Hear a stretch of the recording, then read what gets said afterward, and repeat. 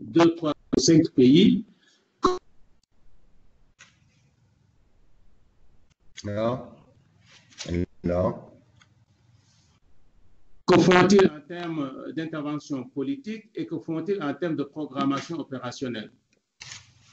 L'idée derrière ces 3 questions, c'est pour anticiper et répondre aux questions que nous, et peut-être vous également, avez entendues à plusieurs reprises dans les discussions avec les décideurs au niveau ministériel, secrétaires généraux, peut-être au-delà.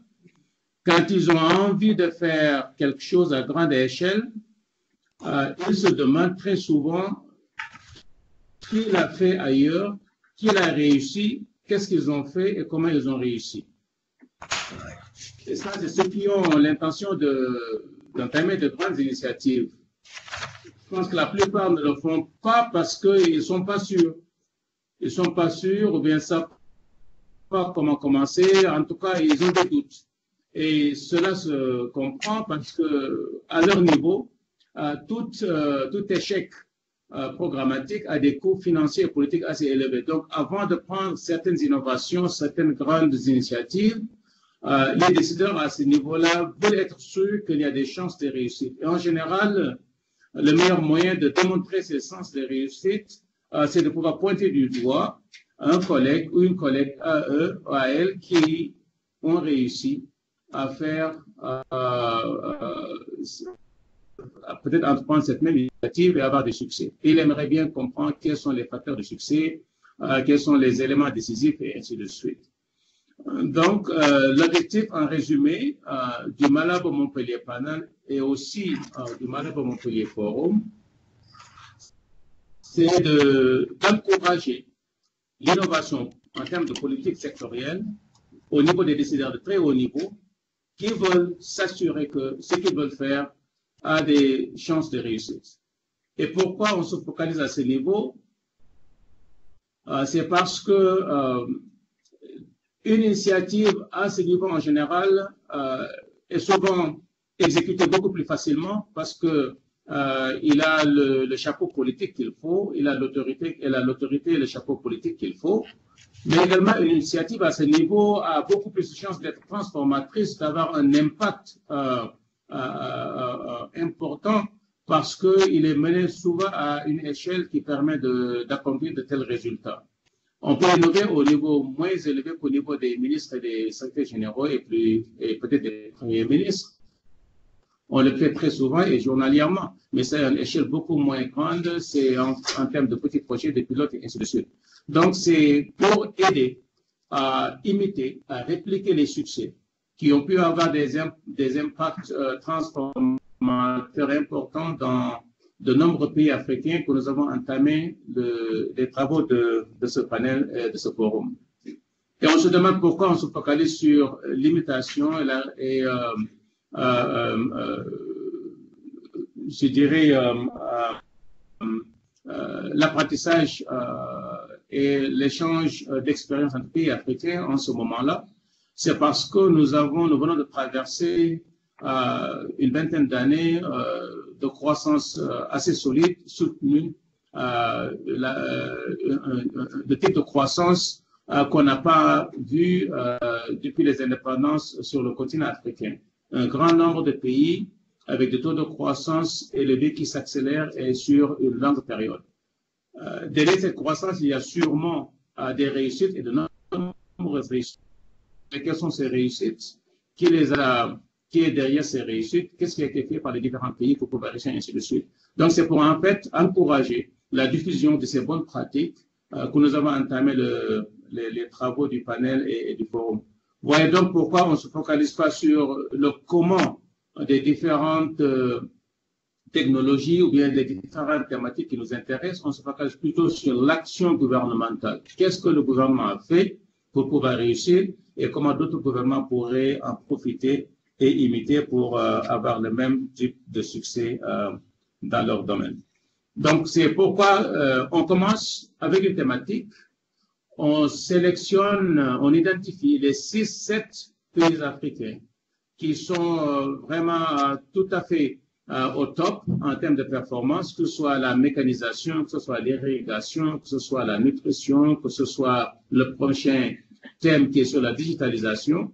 On utilise des indicateurs objectifs pour pouvoir classifier les pays et on prend les premiers 6 ou premiers 7 et on se focalise sur ces pays et sur leur expérience.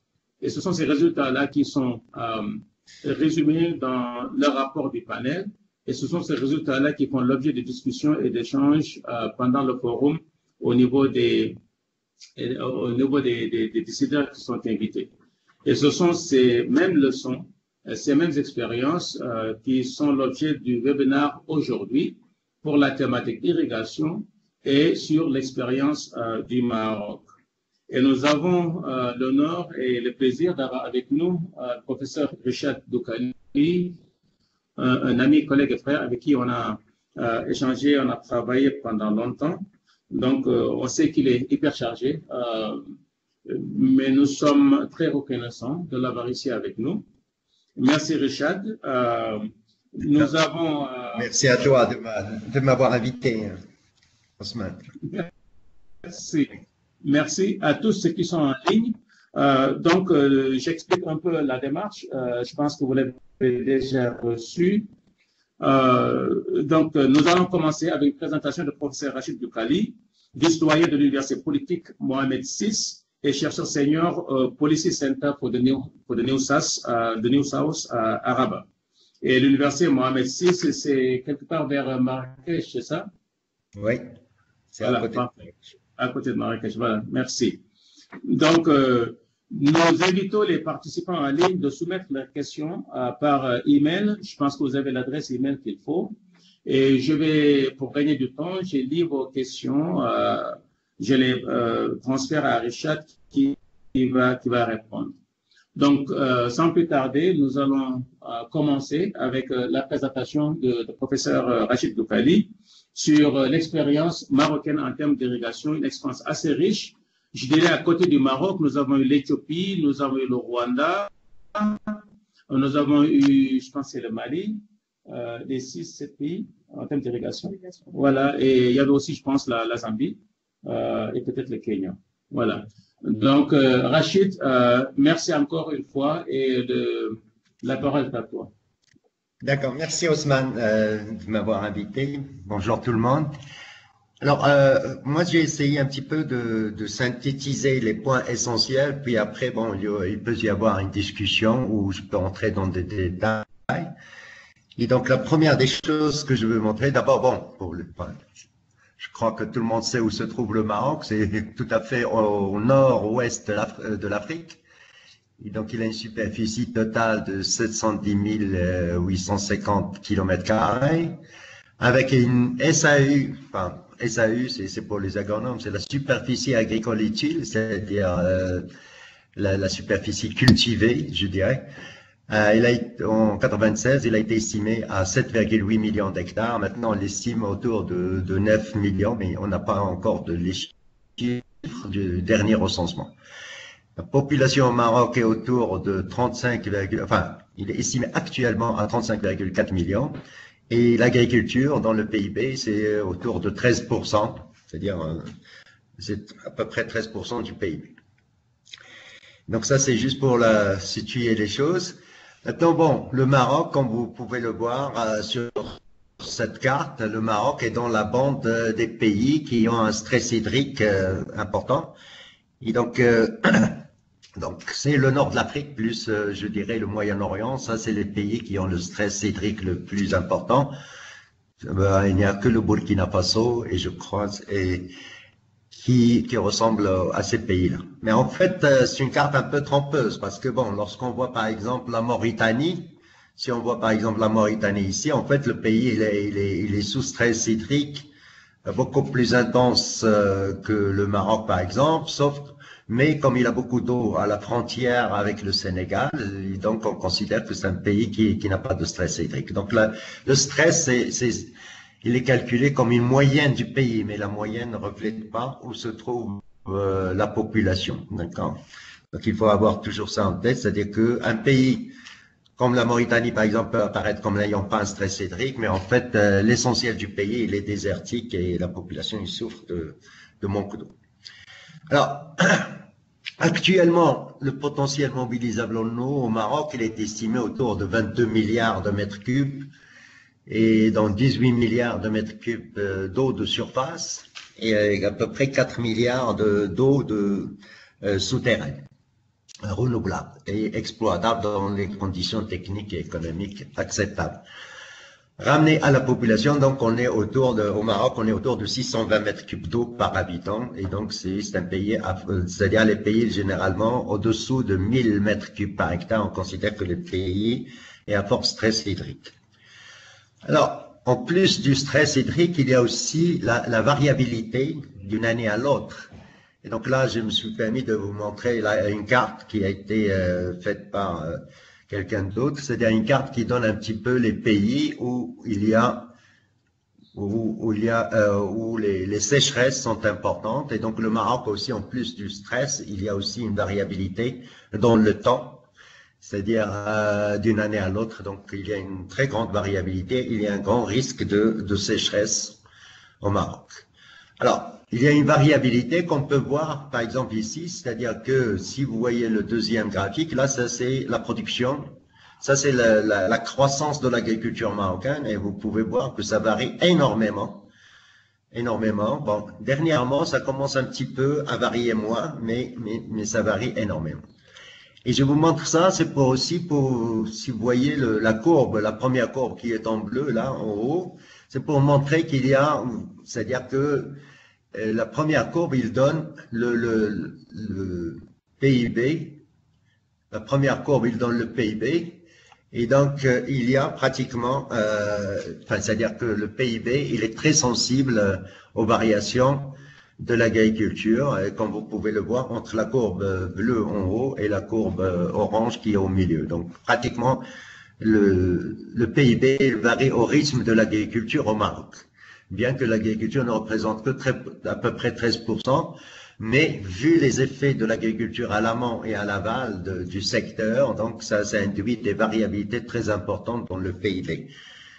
Donc quand il y a une sécheresse, c'est-à-dire quand l'agriculture manque d'eau, donc ça se répercute sur l'ensemble de l'économie et pas seulement sur l'agriculture. Alors, oui, voilà. Je ne sais pas qu'est-ce qui se passe. Oups, pardon, j'ai un problème de contrôle de mon écran. Et donc là, on voit aussi les apports en eau au Maroc. Vous voyez qu'il y a de très grandes fluctuations. Ça peut varier c'est-à-dire par exemple, le niveau le plus bas, il a été atteint en 92 selon les estimations. Là, ça c'est des estimations, c'est une série très très longue qui va de 1945 jusqu'à 2012. Donc c'est une série très très longue.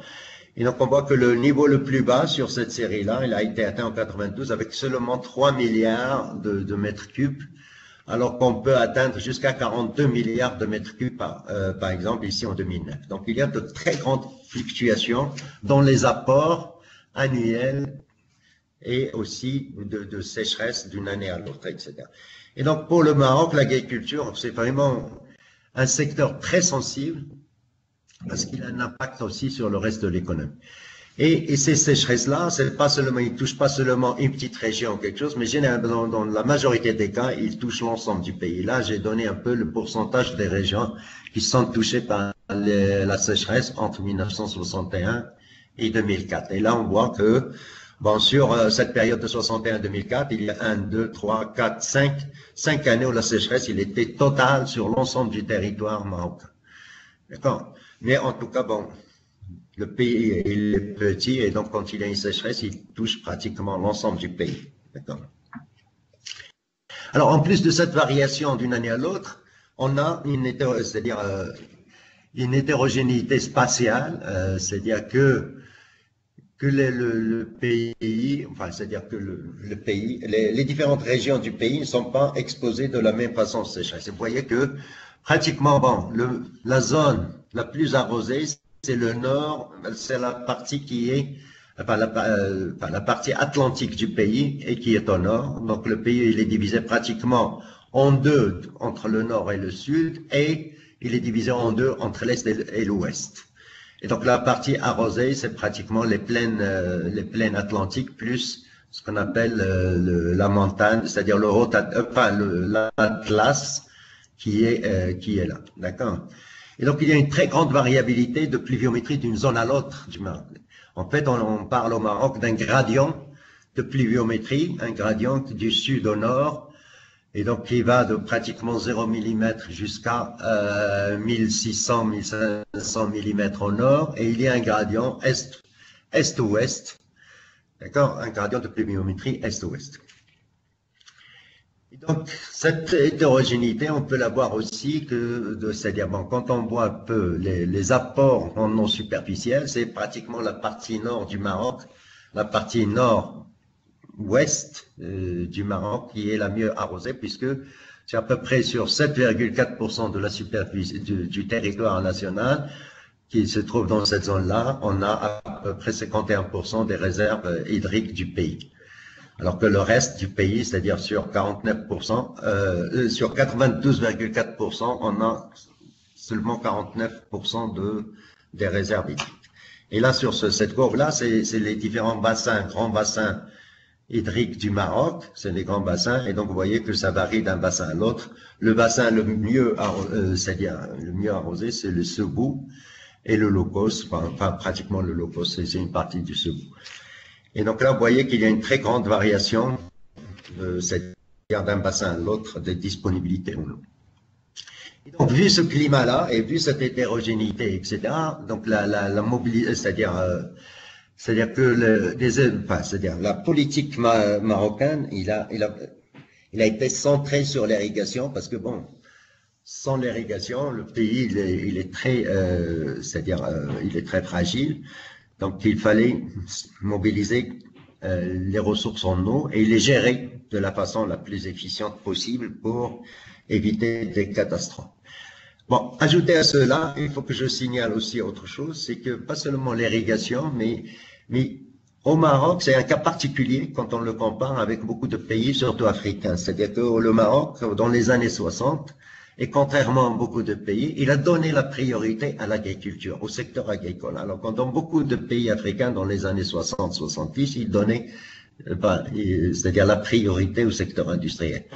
Alors, le Maroc, il a donné, dans les années 60, la priorité à l'agriculture et même pour l'irrigation. Et ça, c'est-à-dire, dans les différents plans des années 60, début des années 70, pratiquement entre 30 et 40% des ressources du pays étaient investies dans l'irrigation. Donc, c'est ce qui a donné, c'est-à-dire le développement d'une capacité, d'une infrastructure hydraulique très, très importante, et une capacité de stockage de l'eau qui est très importante. Et donc, en l'espace, c'est-à-dire à peu près entre 1967 et 2013, on est passé de quelque chose comme 16 barrages à 135 barrages. D'accord? C'est-à-dire, dans l'espace d'une cinquantaine d'années, on a construit à peu près 120 barrages.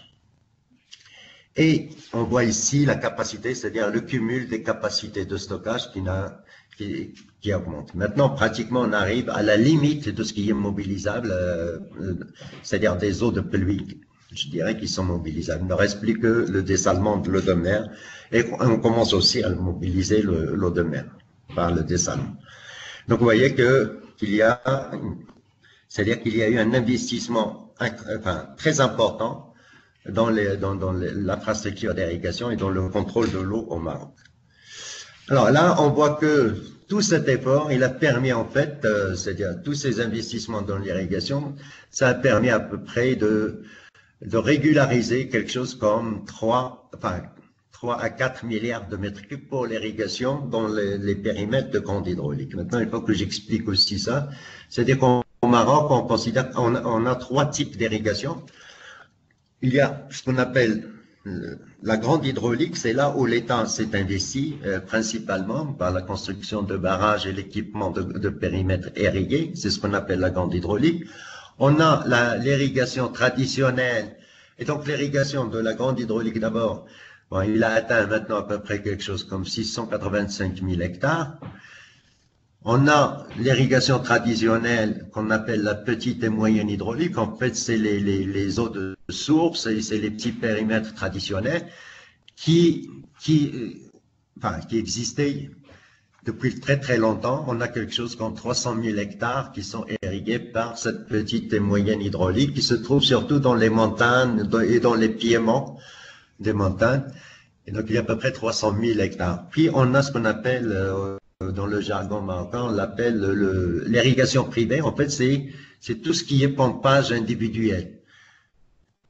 Pompage individuel est ce qu'on appelle l'irrigation privée. Et donc, si on prend que la grande hydraulique, c'est-à-dire pour les 685 000 hectares de la grande hydraulique, et c'est là où l'État a vraiment investi, on arrive à régulariser entre 3 à 4 milliards, c'est-à-dire la fourniture de ces barrages pour l'irrigation, c'est autour de 3 à 4 milliards de mètres cubes. Maintenant, cet effort aussi, il a servi aussi à la desserte et en eau potable des villes et du milieu rural. Bon, c'est vrai que, bon, d'abord, l'État s'est occupé surtout du milieu urbain, puis à partir de 95-94, il y a une stratégie de développement rural, et on voit que cette stratégie, il a payé, puisque la desserte du milieu rural, elle est passée de quelque chose comme 14% en 95 à quelque chose comme 93% en 2013. Donc, il y a eu un effort aussi pour l'alimentation en eau potable dans le milieu rural pendant je dirais, les 20 dernières années. Maintenant, bon, l'utilisation de l'eau par source et par secteur. Donc, on trouve que l'eau potable et industrielle, c'est à peu près 1,25 milliard de mètres cubes. 1,25 milliard de mètres cubes. Et l'irrigation, il consomme quelque chose comme 8,3 milliards de mètres cubes. Alors, dans l'eau potable, donc l'eau souterraine, il participe, c'est-à-dire, elle consomme quelque chose comme 500 millions de mètres cubes, et l'eau de surface, on consomme quelque chose comme 750 millions de mètres cubes de l'eau de surface. Pour l'irrigation, donc on a les eaux souterraines, ils fournissent 3,77 milliards, la grande hydraulique 3,2 milliards, et ce que j'ai appelé la petite et moyenne hydraulique 1,34 milliards. Donc l'essentiel de l'eau, donc il est consommé par l'irrigation, mais maintenant il faut aussi relativiser les choses, c'est-à-dire bon, les gens quand ils entendent que l'essentiel est consommé par l'irrigation, ils veulent soi-disant réduire la consommation d'irrigation. En fait, l'irrigation ou l'agriculture, dont les priorités d'utilisation de l'eau au Maroc, c'est le dernier, c'est-à-dire le secteur agricole, c'est le dernier à avoir accès à l'eau. C'est-à-dire que dans la loi marocaine, la priorité d'abord, il est donnée à la consommation humaine, après c'est les animaux, après c'est les arbres et les investissements, et ce qui reste, il peut être utilisé par l'agriculture. Donc il y a des priorités, une hiérarchisation, des priorités dans l'utilisation des eaux, surtout pendant les périodes de pénurie. Et donc, si l'agriculture consomme à peu près 87% des disponibilités en eau, c'est parce que les autres secteurs, surtout bon, l'eau potable et industrielle, ne consomment que 13,1%. En année de sécheresse, en fait, c'est l'agriculture qui est la variable d'ajustement, la consommation de l'agriculture qui est la variable d'ajustement. Pratiquement, l'eau potable et industrielle, elle ne varie pas, qu'il y ait sécheresse ou pas, mais les quantités utilisées par l'agriculture, elles varient selon qu'il y a une sécheresse ou pas, ou qu'il y a manque d'eau ou pas. Alors maintenant, bon, là, c'est juste pour vous donner une idée, même lorsqu'on construit des barrages, c'était pour prévenir les risques, etc., et les variations, et l'impact des variations climatiques. Mais vous pouvez voir ici que même avec des barrages, on a de très grandes variations. Là, c'est la moyenne à peu près de consommation, de fourniture d'eau ou de dotation en eau. Et là, vous pouvez voir les variations entre le minimum et le maximum dans les différents bassins hydrographiques du pays. Par exemple, si vous prenez le Souss-Messa, en bonne année, il peut recevoir quelque chose comme 4110 mètres cubes par hectare. En mauvaise année, ils peuvent descendre jusqu'à 400 mètres cubes par hectare, c'est-à-dire le 1/10 à peu près. Donc, il y a de très grandes fluctuations malgré qu'il y ait des barrages, etc. Donc, il y a de très grandes fluctuations de fourniture. Donc, tout le problème du Maroc, c'est pour ça, c'est comment gérer l'eau et comment gérer c'est-à-dire, bon, les barrages, ils permettent un petit peu d'atténuer les variations, mais le problème, c'est que ça ne permet pas d'éradiquer, je dirais, les pénuries d'eau. Plus que ça, bon, il faut que je souligne aussi quelque chose, que c'est les barrages qui sont surtout au nord du pays. En fait, généralement, ils ont une double fonction. C'est que c'est des barrages à la fois pour prévenir les inondations et c'est des barrages pour l'irrigation. Et donc, le problème, c'est comment jongler avec tout ça. Comment laisser suffisamment d'espace non utilisé dans les barrages pour que si jamais il y a trop de pluie, qu'on évite les inondations. Et lorsqu'il y a c'est-à-dire bon, c'est-à-dire une sécheresse ou quelque chose, il faut avoir suffisamment d'eau dans les barrages. Donc c'est ça, l'équation, elle est très très compliquée. Et donc, ça demande beaucoup d'acrobatie, etc., pour gérer à la fois le risque d'inondation et le risque de pénurie d'eau. Donc, c'est une équation très, très complexe et je crois que nos ingénieurs, ils passent leur temps à jongler avec des équations pour essayer d'avoir c'est-à-dire la quantité optimale à garder dans les barrages, d'accord, tout en laissant suffisamment de volume libre dans les barrages pour prévenir les inondations. Donc, c'est vraiment très compliqué. Alors maintenant, bon, maintenant, il y a la question, ça c'est pour les barrages et l'eau de surface. Maintenant, bon, pour tout l'autre problème qu'on a au Maroc, c'est l'utilisation des eaux souterraines. Alors, actuellement, on prélève quelque chose, c'est-à-dire comme 4 milliards 200 millions de mètres cubes, dans 500 millions de mètres cubes, donc qui va à l'eau potable et industrielle, et l'irrigation, elle utilise quelque chose comme 3,7 milliards de mètres cubes.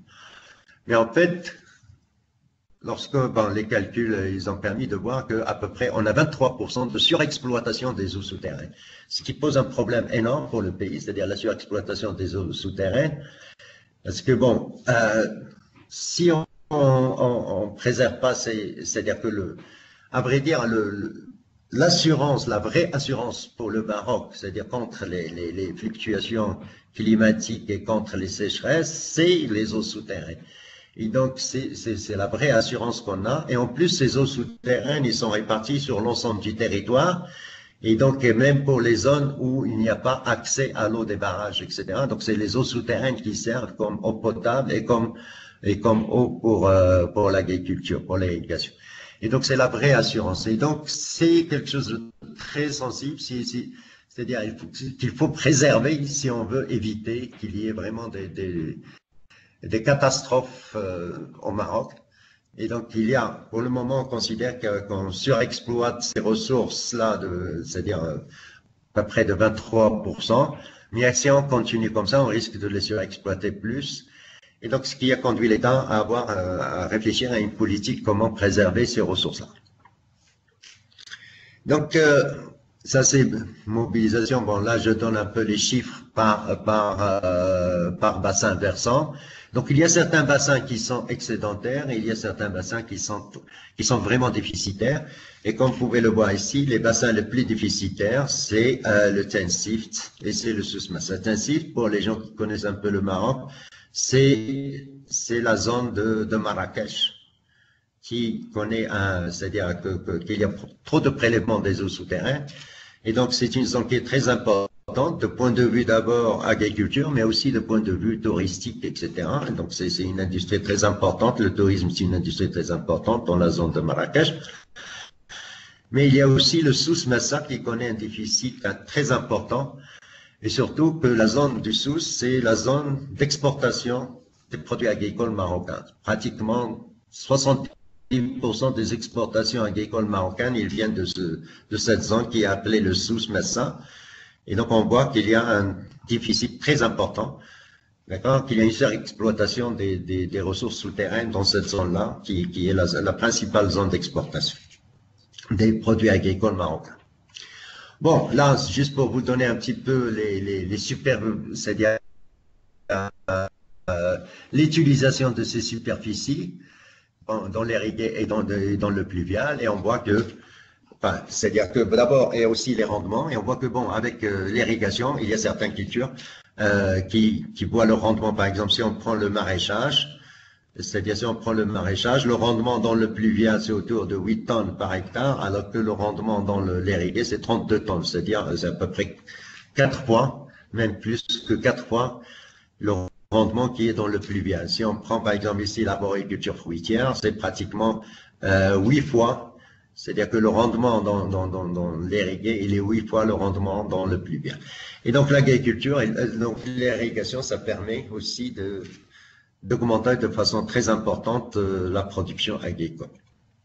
Là, juste pour vous montrer, c'est-à-dire que là, je me suis permis de faire un petit calcul de la productivité globale des facteurs par secteur, et on voit que grâce à ces efforts dans l'agriculture, le Maroc il arrive quand même à avoir, bon là, ça c'est la croissance de la productivité globale des facteurs entre 1985 et 2014, et on voit que l'agriculture est le secteur qui a l'augmentation c'est-à-dire la croissance de la productivité globale des facteurs la plus importante par rapport, comparé au secteur de l'industrie et au secteur des services.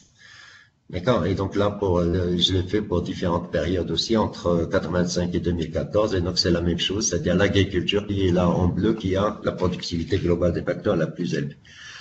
Bon, là c'est juste pour dire, bon, pour l'eau virtuelle, que le Maroc, il gère très très bien cette histoire, bon, puisque bon, beaucoup de gens ils disent pourquoi le Maroc il exporte, etc., des produits alors qu'il a un déficit. En fait, le Maroc est un grand importateur, c'est-à-dire que d'eau, à travers les produits agricoles. Donc nous exportons des produits à très haute valeur ajoutée, mais nous importons les produits à très faible valeur ajoutée, surtout les céréales, le sucre, etc., qui sont à très faible valeur ajoutée, mais qui demandent beaucoup d'eau pour les conduire.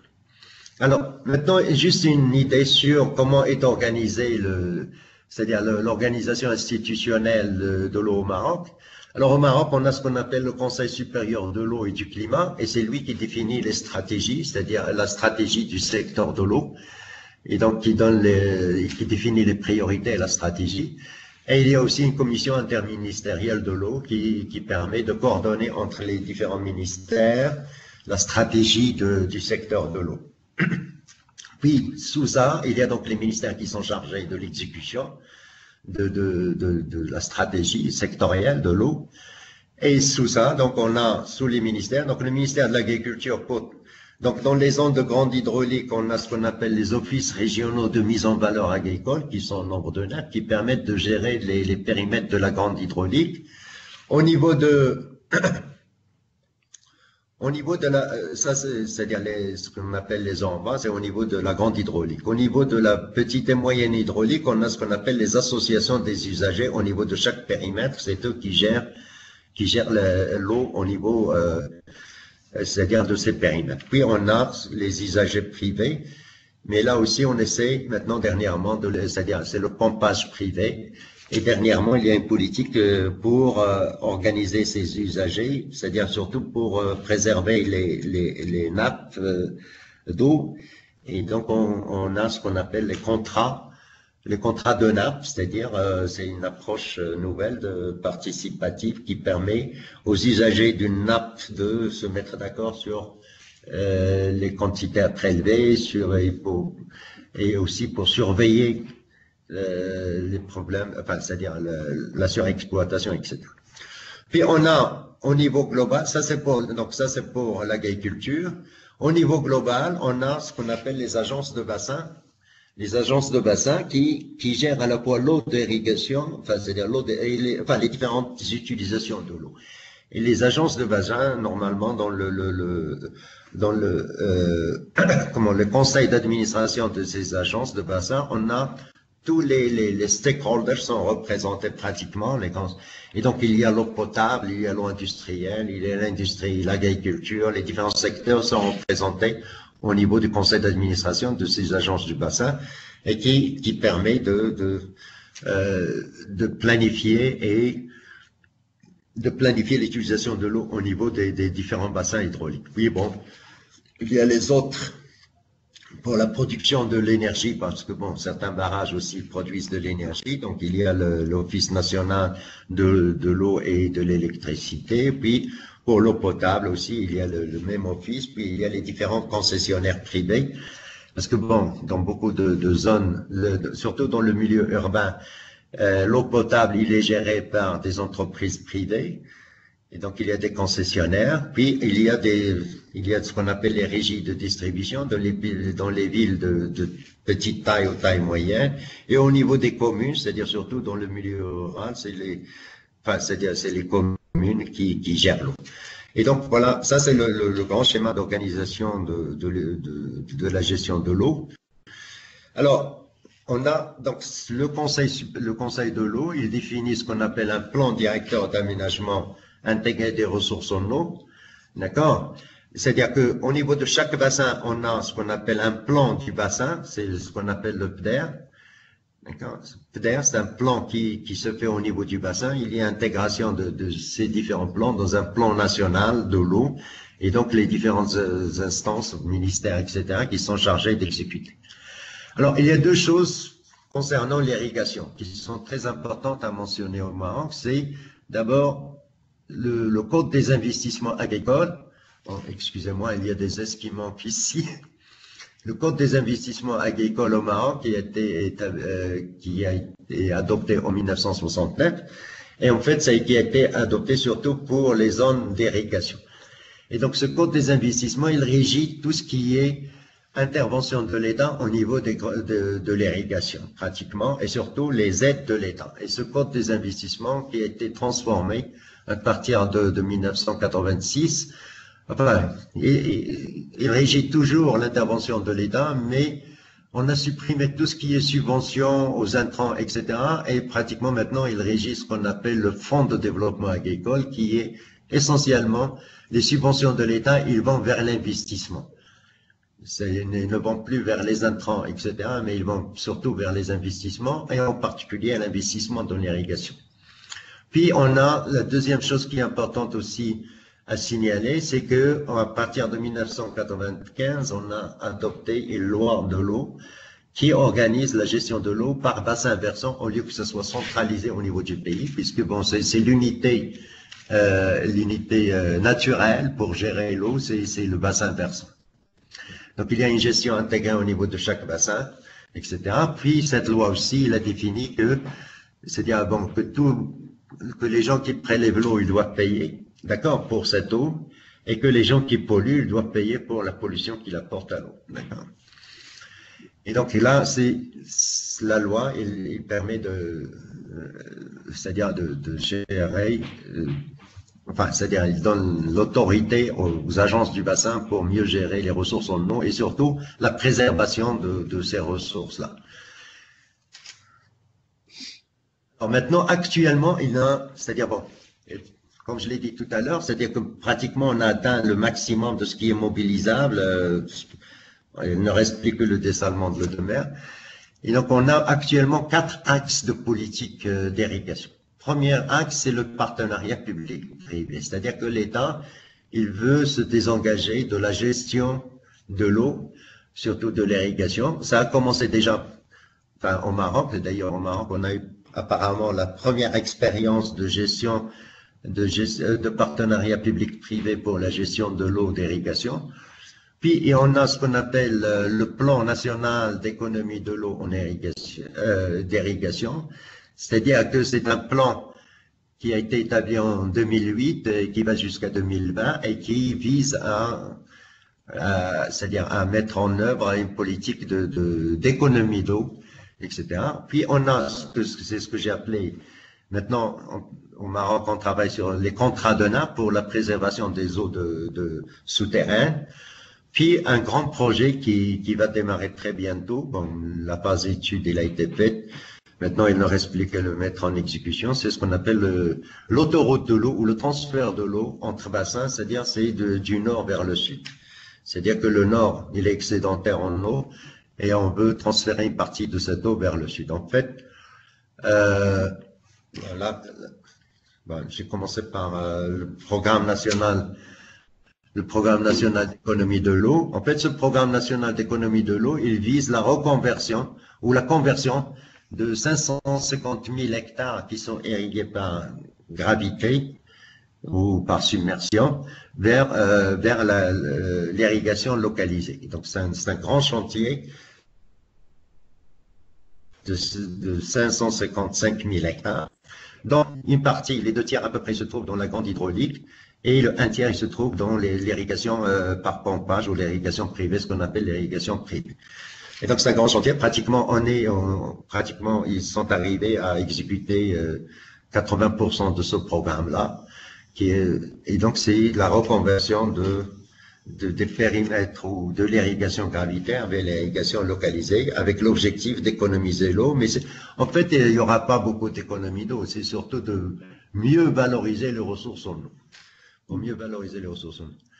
Et donc, ce programme, bon là, c'est juste des détails sur la conversion. Donc, ce programme, pratiquement, ce qui est important à signaler aussi dans ce programme, c'est que l'État, il subventionne. Quand il s'agit de reconversion de l'irrigation dans des périmètres collectifs, l'État il subventionne 100%, c'est-à-dire des investissements dans la reconversion. Attends, je sais pas, quelqu'un m'a envoyé un message. Bon. Donc 100%. Alors quand il s'agit pas de périmètre, c'est-à-dire de périmètre collectif, c'est-à-dire d'irrigation individuelle, l'État il subventionne pratiquement à 100% les petites exploitations agricoles au-dessous de 5 hectares et à 80% les exploitations au-delà de 5 hectares. Et donc il y a de très fortes subventions pour l'investissement. Alors, l'objectif donc c'est d'avoir à peu près 50% des superficies qui sont irriguées par l'irrigation localisée. Alors actuellement, bon, il y a les contrats de nappe, comme ce que je viens de le dire tout à l'heure. Donc il y a le contrat de nappe, c'est la mise en place de contrats de nappe à l'échelle des différents bassins versants. Et donc ce qui permet de limiter les pompages et les extensions des périmètres irrigués. Et ça permet aussi l'utilisation de techniques économes pour l'irrigation, c'est-à-dire obliger les utilisateurs de ne pas faire le pompage, c'est-à-dire l'irrigation gravitaire, mais plutôt localisée. Il y a aussi un renforcement du système de contrôle, c'est-à-dire que les agriculteurs ils établissent entre eux un système de contrôle pour qu'il n'y ait pas d'abus dans l'utilisation des eaux de nappe. Et la mise en place c'est tout ça par une gestion participative de ces zones. Et donc jusqu'à maintenant, bon, à vrai dire, on a une seule expérience qui est réussie, c'est dans la zone du Sousse. Mais il y a des tentatives d'établir des contrats de nappe dans les différents bassins du Maroc. À côté de ça, donc j'ai dit bon, l'autre axe de politique, c'est le partenariat public-privé. Et là, on a 2 types de partenariats. Un qui s'adresse à l'alimentation en eau des exploitations agricoles, et on a un exemple dans le Souss-Messa, c'est-à-dire ce qui est connu comme étant le périmètre de cette Gerdan, et donc où la gestion de l'eau, ou la distribution de l'eau, il est confié à un privé, d'accord? Il est confié à un privé, et on veut voir cette expérience, s'il réussit, on veut la généraliser à l'ensemble de la grande hydraulique au Maroc. Et donc, pour le moment, il concerne 10 000 hectares dans une zone très sensible où il y a eu, où on a surexploité la nappe à tel point qu'il y a eu à peu près 30% des plantations pratiquement, c'est-à-dire ont disparu. Et il y a eu abandon de vergers, etc. Donc, c'est une zone agrumicole qui est très importante pour les exportations des agrumes du Maroc. Et donc, voilà. Donc, ça, c'est pour la zone de Guebdin. Maintenant, il y a le partenariat public-privé pour les projets de dessalement. Et surtout, c'est dans la même zone aussi. Et pour le dessalement de l'eau de mer, en fait, on a un projet pour l'eau potable et un projet pour l'agriculture. Et donc, c'est la même chose, c'est-à-dire que le projet, il sera financé en grande partie par le privé, avec une concession d'exploitation d'une durée d'une trentaine d'années, pour fournir à peu près dans les 10 000 hectares qui sont irrigués à partir du dessalement de l'eau de mer, mais avec, c'est-à-dire que ça sera géré par le privé et non pas par l'État. Alors, le dernier point, c'est le transfert interbassin. C'est un très grand projet c'est-à-dire, comme j'ai dit tout à l'heure, que la zone nord du Maroc est la zone excédentaire en eau et la zone sud est déficitaire. Et donc, un projet qu'on appelle l'autoroute de l'eau maintenant, c'est de transférer du grand barrage qu'on appelle barrage de Mjara, qui est au nord, à peu près 800 millions de mètres cubes vers le sud, c'est-à-dire vers le barrage de Messira, qui alimente, et pour alimenter aussi la zone la zone de Marrakech. Donc c'est un très grand investissement, c'est à peu près, la valeur de l'investissement est à peu près estimée à 25% du PIB. C'est quelque chose comme 225 milliards de dirhams, 22,5 milliards de dollars. C'est à peu près le 25% du PIB. Enfin, les études, ils ont été réalisées. Maintenant, je crois qu'ils vont passer très très bientôt à l'exécution.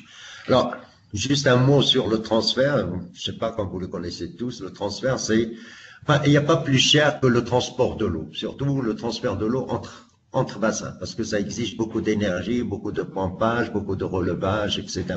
Et donc là, c'est le tracé c'est-à-dire des canaux de transfert de l'eau. Et là, vous voyez qu'il y a aussi les stations de relevage et de pompage de l'eau pour pouvoir transférer l'eau d'un bassin à l'autre, etc. Et c'est un projet très, très ambitieux.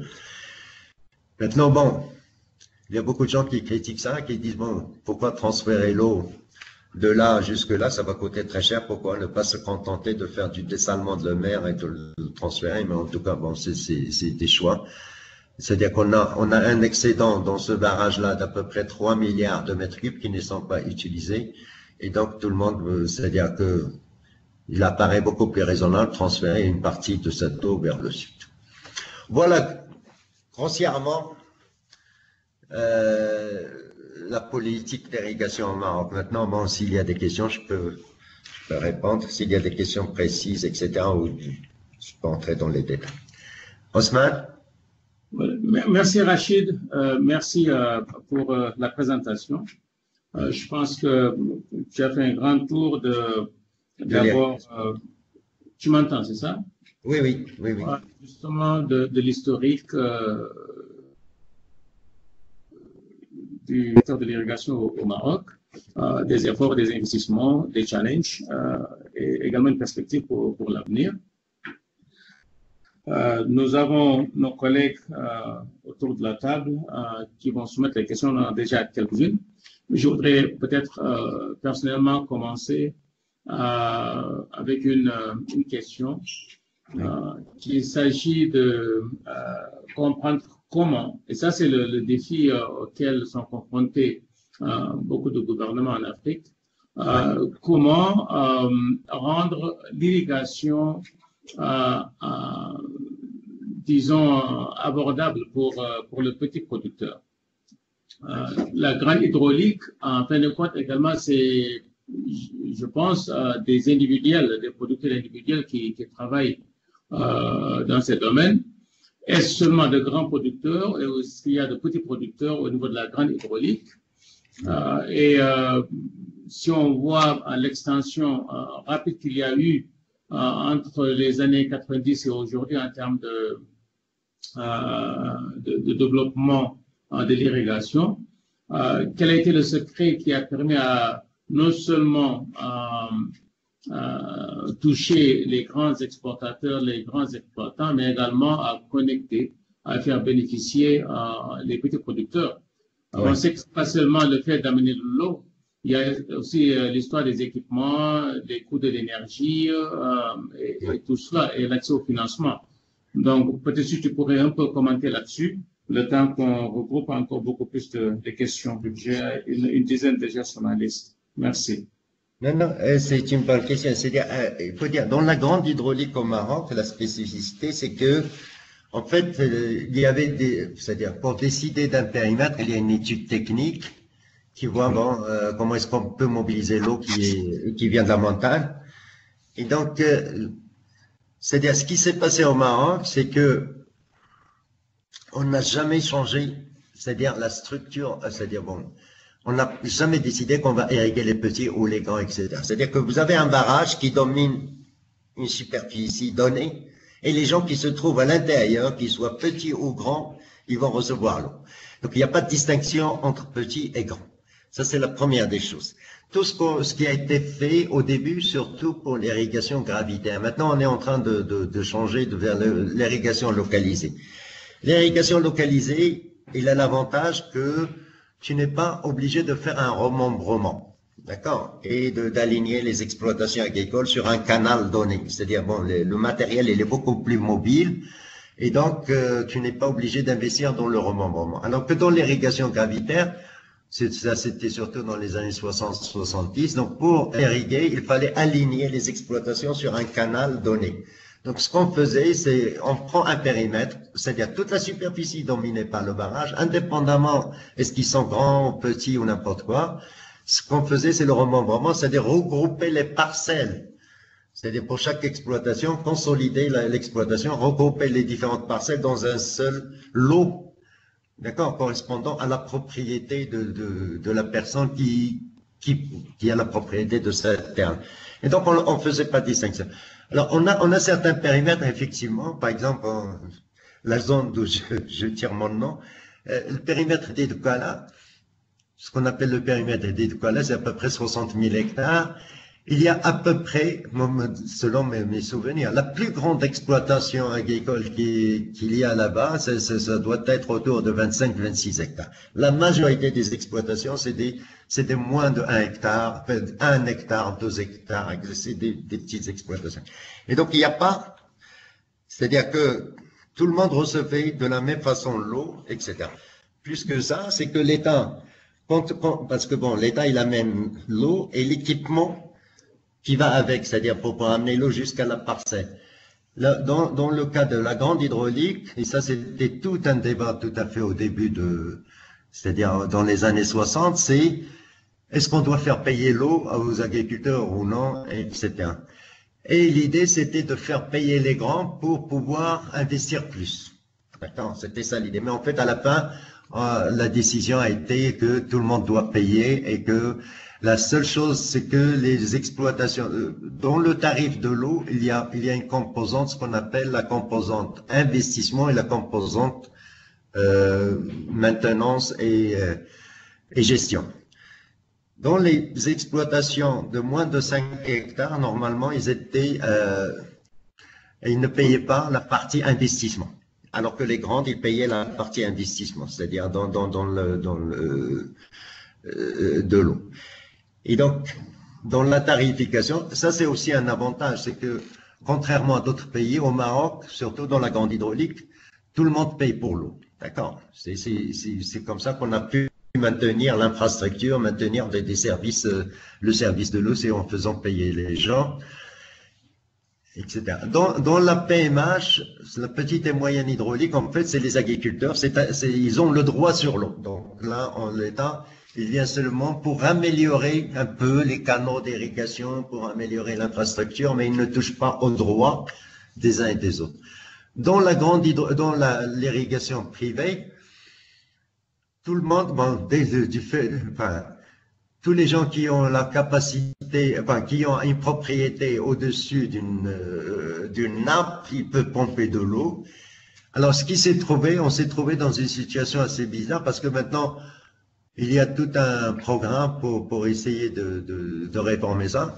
C'est-à-dire que les agriculteurs, les grands agriculteurs, généralement, ils utilisent de l'énergie, soit de l'électricité, soit c'est-à-dire du gasoil. C'est-à-dire des stations pour pomper l'eau. Les petits agriculteurs, ils ont trouvé des systèmes pour pomper avec du gaz, des bouteilles de gaz. Et comme les bouteilles de gaz, ils étaient subventionnés pour la consommation des ménages, les petits agriculteurs, ils ont profité de ça. C'est-à-dire que l'État, pratiquement, il subventionne le gaz pour la consommation des ménages à 50%. Et donc, les petits agriculteurs, ils ont trouvé des systèmes pour utiliser les bouteilles de gaz pour le pompage. Et donc, il n'y a pas vraiment une distinction entre les grands et les petits. C'est-à-dire, bon, c'est ça ce que je voulais dire. C'est-à-dire que dans les trois systèmes, il n'y a pas vraiment de différence entre les grands et les petits. C'est vrai que les grands, la seule chose, c'est que les grands, ils sont mieux organisés pour exporter, etc. Mais il faut dire aussi quelque chose, c'est qu'au Maroc, par exemple, la tomate, c'est le produit phare on a deux produits phares d'exploitation, c'est la tomate et les agrumes. Les agrumes, c'est pratiquement des grandes exploitations qui exportent les agrumes. Pour la tomate, en fait, la tomate, il a commencé dans une zone du Maroc qui s'appelle l'Oualidia, et depuis les années 1930. Et ça a commencé avec des micro-exploitations, c'est incroyable, c'était des exploitations d'un demi-hectare, de 0,7 hectares, 1 hectare, etc. Mais dans le temps, c'est-à-dire dans les années 60, l'État, ils avaient organisé ces petites exploitations en coopérative, et il y avait un office d'exportation qui les aidait, c'est-à-dire qui leur prêtait de l'argent pour financer les stations d'emballage, les équipements nécessaires pour préparer les productions à l'exportation. Il finançait même dans les années, je dirais, la fin des années 70, début des années 80, il finançait même des serres et des équipements pour produire de la tomate dans ces petites exploitations. Et les exportations de la tomate au Maroc, il a démarré avec de vraies micro-exploitations. C'est pas, d'accord. Donc voilà, donc il n'y a pas, maintenant comment rendre cette irrigation, en fait ça dépend des situations. Ça dépend des situations. Et il n'y a pas une solution meilleure que l'autre.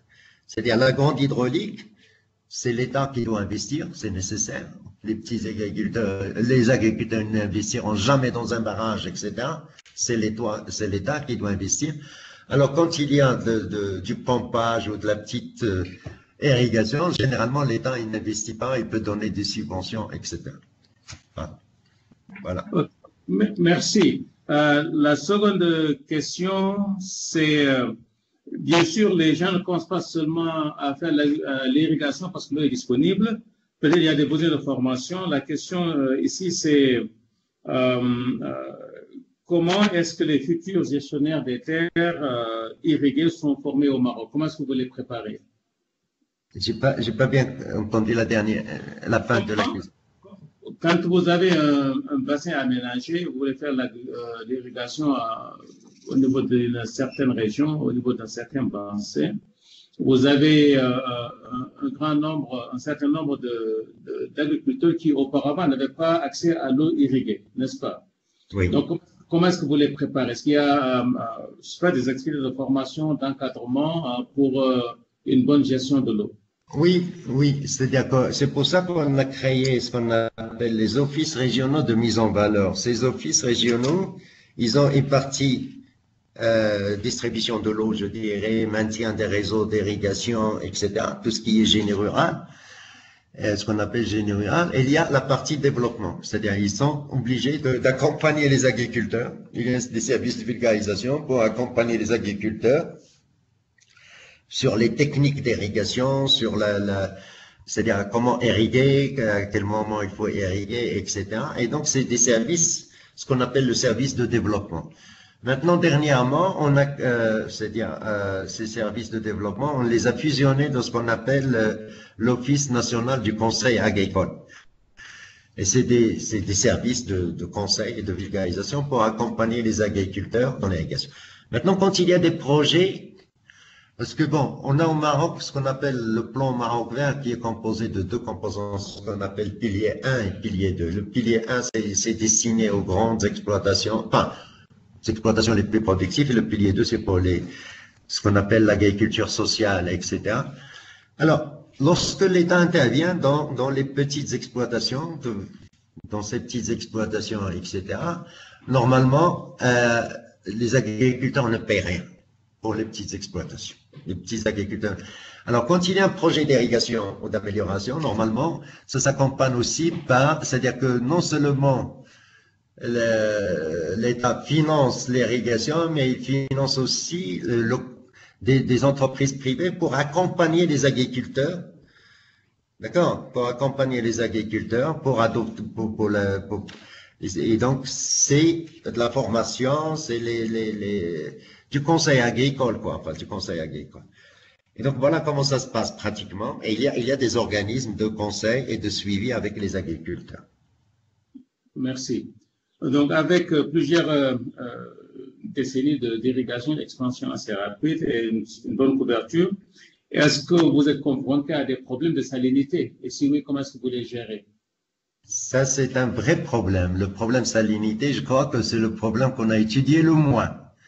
C'est pratiquement, on estime que chaque année, il y a la perte de à peu près 5 à 6 000 hectares à cause de la salinité. Mes estimations propres, c'est-à-dire maintenant qu'on veut faire cette reconversion vers le localisé, vers l'irrigation localisée. Personne n'en parle actuellement au Maroc, mais moi personnellement, je pense que ça va poser des problèmes de salinité beaucoup plus importants qu'avant. C'est-à-dire qu'avant, il y avait de l'irrigation gravitaire et donc il y avait un drainage c'est-à-dire vers la nappe de tout ce qui est sel, etc. Maintenant, avec le localisé, et il y a un risque d'accumulation de sel au niveau des zones racinaires, ce qui risque de poser des problèmes dans l'avenir. Je ne crois pas que pour le moment, qu'il y ait une politique dans ce sens pour prévenir ces problèmes. Je crois que avec ces 550 000 hectares qu'on veut convertir vers l'irrigation localisée, le problème salinité il va se poser beaucoup plus qu'avant. Parce que bon, il n'y aura pas c'est-à-dire les sels ne seront pas lessivés vers les nappes, etc.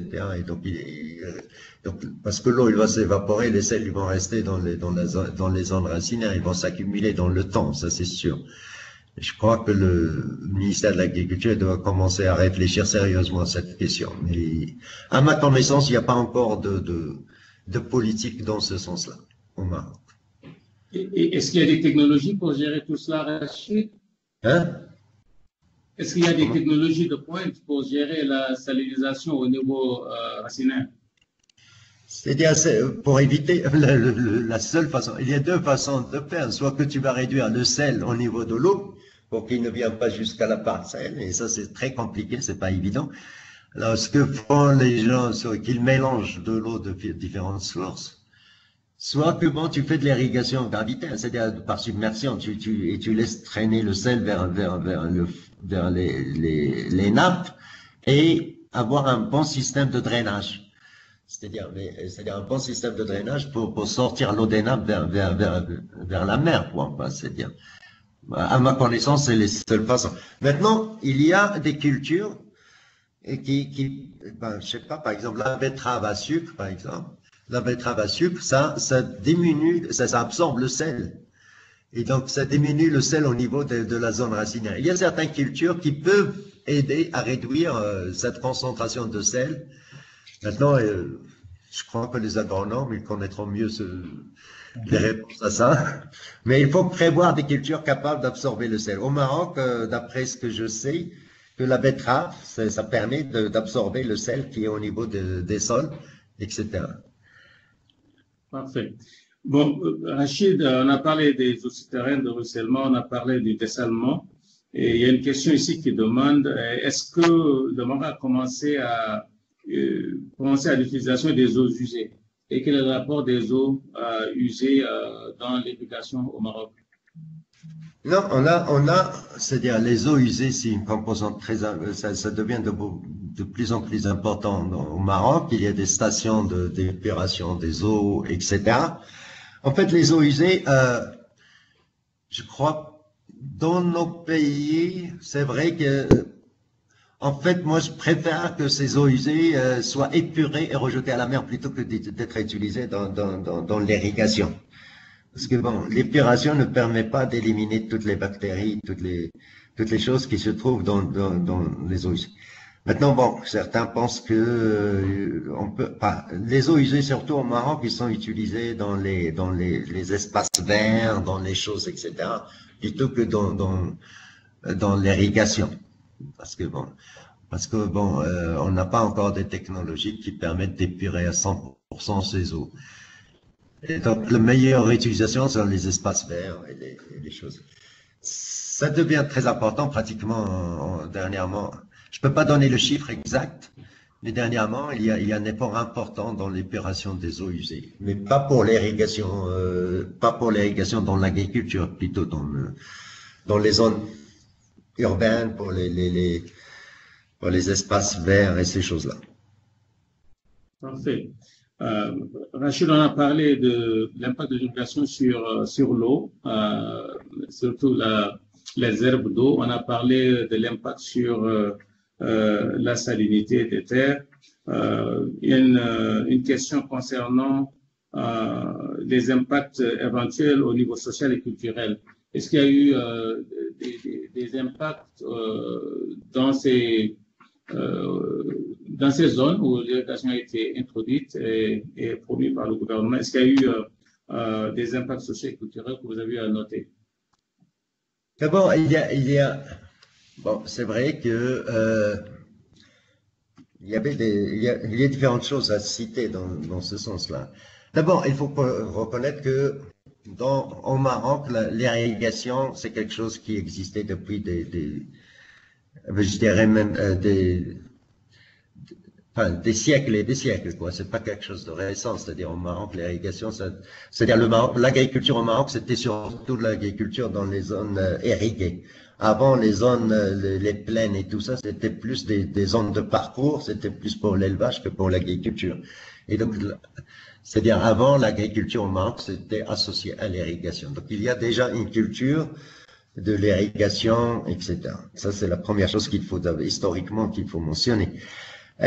Maintenant, bon, c'est vrai que, bon, moi aussi, j'avais fait une étude, c'était fin des années 80, début des années 90, et on a trouvé qu'avec l'intensification, surtout, bon, dans les petites exploitations agricoles, quand ils intensifient surtout l'élevage, surtout que l'irrigation, elle permet de produire du lait, et donc, il y avait une tendance c'est-à-dire à utiliser plus d'enfants pour s'occuper des troupeaux, de choses, etc. Et donc moins de scolarisation, je dirais.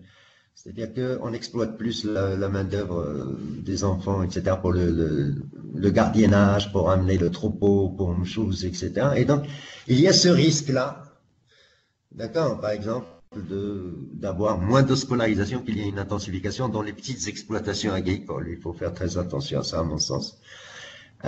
Maintenant, bon, point de vue culturel, l'irrigation au Maroc, c'était vraiment le levier de développement social au Maroc, et même des zones rurales, parce que les grands périmètres irrigués au Maroc, ils ont amené pas seulement l'eau, c'est-à-dire les périmètres, ils étaient prévus comme des projets de développement. C'est-à-dire tu n'amènes pas seulement l'eau, tu amènes aussi l'infrastructure qui va avec, c'est-à-dire les routes, les pistes, les écoles, l'électricité, l'eau potable, etc. Et donc, toute l'infrastructure, tu l'amènes avec l'irrigation. Et ça a créé des pôles de développement au Maroc. Parce que bon, par exemple, dans les années 70, on importait beaucoup de lait. Maintenant, on est devenu exportateur de lait. Et on ne peut pas développer le lait s'il n'y a pas l'eau potable, s'il n'y a pas l'électricité, s'il n'y a pas des routes pour sortir le lait des périmètres irrigués. Donc, il ne faut pas seulement penser à l'irrigation, à l'eau pour augmenter. On ne peut pas, c'est-à-dire si on n'amène pas les routes, l'infrastructure qu'il faut, etc., l'électricité pour le cooling system, comment dire, pour la réfrigération, pour les choses, ça sert à rien d'apporter de l'irrigation. Enfin, ici, ça peut augmenter un peu la production, mais ça va pas améliorer le revenu des agriculteurs. C'est-à-dire, pour que vraiment que ce soit profitable, il faut réfléchir à l'irrigation dans l'ensemble, c'est-à-dire il faut amener les. Et donc au Maroc, l'irrigation c'était vraiment c'est-à-dire c'était pas seulement des canaux d'eau, c'était aussi les routes qui vont avec, l'eau potable qui va avec, des écoles, des choses, etc. Et même des zones d'habitat qui étaient programmées à l'avance. C'est-à-dire les zones d'habitat avec tout ce qui va avec, le dispensaire, les choses, c'est-à-dire et donc, Ça a eu beaucoup d'impact sur le développement rural au Maroc, c'est-à-dire cette histoire-là d'irrigation. Parfait, merci. Ça, c'était une de plusieurs questions de Madame Antoinette Salah. Et la question par rapport à la salinité, c'était du docteur Chessali Boufal. Et la question par rapport à l'utilisation des eaux usées, c'était de Madame Abiba El Mazouni. Tu as commencé, Rachid, à parler un peu du fait qu'il ne s'agit pas seulement d'amener de l'eau, mais c'est tout un système, une approche au développement local, les infrastructures et ainsi de suite. Donc, nous avons ici une question du professeur Kinsé Savadogo. On a vu dans les chiffres que tu as présentés que l'irrigation permettait de quadrupler, voire même multiplier par 10 les rendements. Oui. Donc, sa question, c'était de savoir est-ce qu'il y a des mesures complémentaires pour éviter, par exemple, que les produits maraîchers pourrissent dans les périmètres. Justement, c'est ce que je disais, c'est-à-dire que au Maroc, c'est-à-dire l'irrigation, le maraîchage au Maroc, c'est quelque chose comme 250 000 hectares de maraîchage au Maroc. Et l'irrigation, il a permis d'accompagner toute l'urbanisation, d'accord. C'est-à-dire que à peu près au Maroc, bon, la population s'est multipliée entre 1960 et maintenant. 1960, on était quelque chose comme 9 millions. Maintenant, on est 35 millions, etc. Avec 60% de la population urbaine. Et donc, le maraîchage, c'est-à-dire l'irrigation a permis une croissance de la production maraîchère qui a accompagné l'urbanisation au Maroc. C'est-à-dire qu'on n'a jamais de pénurie de produits maraîchers, etc. Alors, généralement au Maroc, bon, la consommation du maraîchage, il se fait en frais. Et c'est pour ça que j'ai parlé, moi, de routes, de transport, etc. C'est-à-dire que pour alimenter les villes, il faut qu'il y ait un système de transport très efficace. Maintenant, pour tout ce qui est réfrigération, en fait, c'est plus au Maroc, il y a eu des subventions importantes pour des frigos, d'accord, c'est-à-dire pour des installations frigorifiques dans la campagne, surtout pour les fruits, comme les pommes, les poires, les choses, etc.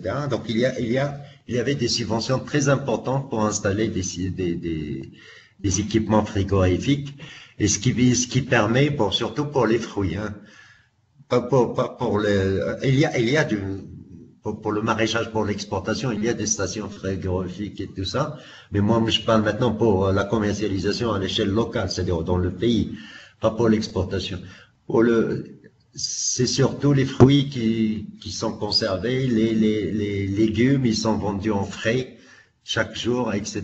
Donc, mais il n'y a pas eu de pourrissement, c'est-à-dire il n'y a pas de problème. La seule chose, effectivement, c'est un problème aussi, mais ça c'est beaucoup plus large que ça. Pour l'exportation, les gens, ils connaissent les marchés, ils connaissent l'offre, ils connaissent les choses très très bien, les exportateurs, surtout les organisations des exportateurs. Et donc, ils arrivent à planifier leur exportation de façon parfaite, etc., sans aucun problème. Maintenant, les gens qui produisent pour le marché local, effectivement, ils ont quelques problèmes. Et c'est surtout un problème d'information. Parfois, c'est-à-dire, et donc de variation de prix. C'est pas des pertes de produits, mais en fait, c'est des pertes de revenus. Et c'est-à-dire que, vu qu'il n'y a pas un très bon système d'information pour que les gens planifient très bien leur production, et donc parfois, il y a je dirais, des surplus, etc., ce qui fait que les prix baissent. Et même d'un autre côté, parfois il y a des pénuries où les prix augmentent de façon importante. Mais il n'y a pas vraiment de perte très importante de récolte, quoi. Enfin, c'est-à-dire, il n'y a pas de perte de récolte. Ce qui peut arriver, je sais pas moi, si les gens, enfin les agriculteurs, quand ils sont mal informés, surtout que quand ils voient, je sais pas, moi j'ai vu dans certaines régions, les gens quand ils voient que quelqu'un l'année dernière a fait des carottes et il a gagné beaucoup d'argent, alors tout le monde l'année suivante, tout le monde fait des carottes. Et de ce fait-là, bon, si tout le monde fait des carottes, les prix vont se casser. Et donc il y a un problème d'information sur les superficies emblavées et comment organiser la production pour que les agriculteurs ne voient pas les prix casser, c'est-à-dire ne voient pas leurs prix baisser de façon très importante et qu'il y ait une surproduction de certains produits. Maintenant, pour la conservation, je crois qu'il y a beaucoup de subventions qui sont données. C'est-à-dire que le Maroc, il a suivi exactement les recommandations de l'OMC. C'est-à-dire que il a supprimé les subventions pour tout ce qui est, c'est-à-dire intrants, etc., tout ce qui est spécifique aux cultures, mais il a donné beaucoup de subventions à tout ce qui est investissement, d'accord, dans l'agriculture. Et c'est des investissements très importants. Oui. Tu as parlé tout à l'heure des installations frigorifiques. C'est par des privés, c'est par le public. Comment ils sont accès? Oui. Non, c'est des installations privées qui sont subventionnées par l'État. C'est-à-dire l'État, j'ai parlé tout à l'heure de ce qu'on appelle le code des investissements agricoles, qui régit c'est-à-dire tout ce qui est subvention, et donc tout le monde a droit à l'investissement. Alors généralement, les petits ils s'organisent en coopérative ou en groupement, etc. Et ils demandent des subventions, d'accord. Mais c'est vrai que les grands, ils profitent plus de ces subventions, ils sont mieux organisés, ils profitent mieux de ces subventions-là. Donc pas mal de régions au Maroc, les petits s'organisent aussi en coopérative, en choses, etc., en groupement, etc. Et dans la politique actuelle, ce qu'on appelle le plan Maroc vert, il y a tout un axe qui est très développer ce qu'on appelle l'agrégation, c'est-à-dire comment agréger les petits agriculteurs autour de grandes exploitations ou grandes exploitations ou je dirais, ou un industriel ou je sais pas quoi. Enfin, c'est-à-dire comment agréger les petites exploitations pour qu'ils puissent avoir accès aux équipements et aux infrastructures, etc. Donc, il y a tout un axe qu'on appelle l'agrégation dans la politique agricole marocaine. Et donc, les installations frigorifiques qui sont très encouragées. Maintenant, effectivement, tout le monde ne profite pas de ça, c'est sûr. Oui. Donc, je pense que tu as en partie répondu à une des questions de Mme Antoinette Salah, qui consistait à savoir si l'État subventionnait l'équipement. Je pense que l'investissement, c'est effectivement dans les équipements en particulier également que l'État subventionne. Mais l'autre question qu'elle a posée, et tu as parlé du défi de l'économie de l'eau, de la salinité et choses comme ça. Oui. Elle demandait si le Maroc a commencé à penser à des stratégies d'irrigation intelligentes et quels sont les progrès dans cette direction. En fait, c'est-à-dire, ça se fait dans certains endroits au Maroc, et surtout, bon, je dirais les gens qui exportent, parce que bon, il faut aussi relativiser les choses. C'est-à-dire que c'est des choses qui demandent des investissements très importants et un savoir-faire, etc. Et le savoir-faire aussi, c'est un investissement. Et donc, c'est surtout dans les exploitations qui exportent qu'on arrive à faire ça. C'est-à-dire maintenant, il y a des gens qui utilisent les données satellitaires, etc. pour irriguer. Il y a des gens qui... Ça se développe au Maroc, mais c'est surtout dans je dirais, dans les grandes exploitations, dans les exploitations qui sont orientées vers les exportations. Ça prendra du temps avant que ça puisse se généraliser. Mais bon, mais ça commence comme ça. Généralement, il y a les exploitations de tête, c'est les exploitations les plus rentables qui arrivent à investir dans ces choses. Mais à ma connaissance, il n'y a pas encore une vague vers ce genre c'est-à-dire d'irrigation, c'est-à-dire, je l'ai vu. Okay, donc une autre question qui a à faire avec l'économie d'eau. Le Maroc est un pays avec un taux d'ensoleillement très très élevé, donc un taux d'évaporation aussi élevé. Est-ce qu'il y a des systèmes de distribution d'eau d'irrigation pendant les périodes les moins chaudes, la soirée et la nuit, ou bien en tout cas une approche qui permet d'éviter d'irriguer pendant les périodes les plus chaudes, comme ça s'est fait par exemple en Inde ou au Pakistan? Oui, c'est dire ne pas irriguer lorsqu'il fait très chaud le jour, etc. Oui, c'est des choses, mais en tout cas, En tout cas, bon, que vous irriguez ou non, bon, quand il fait chaud et quand il y a beaucoup de vent, bon, l'évaporation, il va se faire, hein. L'évapotranspiration, il va se faire. Et donc, c'est-à-dire, le fait de ne irriguer que la nuit, c'est pas pour la quantité d'eau qu'absorbe la plante, c'est plus pour l'évaporation des eaux de ruissellement, à ma connaissance. La plante, Oui. il va absorber la même quantité d'eau, qu'on irrigue le soir ou qu'on irrigue le jour. C'est la partie ruissellement pour éviter son évaporation, pour qu'elle puisse s'infiltrer. Oui, ça se fait. Il y a beaucoup de gens qui irriguent la nuit. Maintenant, bon, avec l'irrigation localisée maintenant et surtout qu'il y a maintenant des systèmes qui sont enterrés, etc. Donc ça change pas du tout, ça change rien. Qu'on le fasse le jour, qu'on le fasse la nuit, à ma connaissance, peut-être que je me Il n'y a trompe. pas d'effet sur la salinisation, non?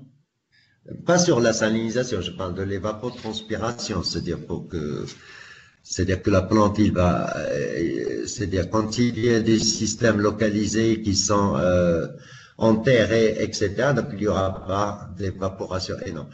Maintenant, effectivement, pour la salinité, ça c'est une autre histoire. C'est combien d'eau? C'est-à-dire une fois que l'eau s'évapore, il y a avec le temps, bon, il y a une accumulation de sel, même à petite dose, mais ça finit par devenir important, quoi.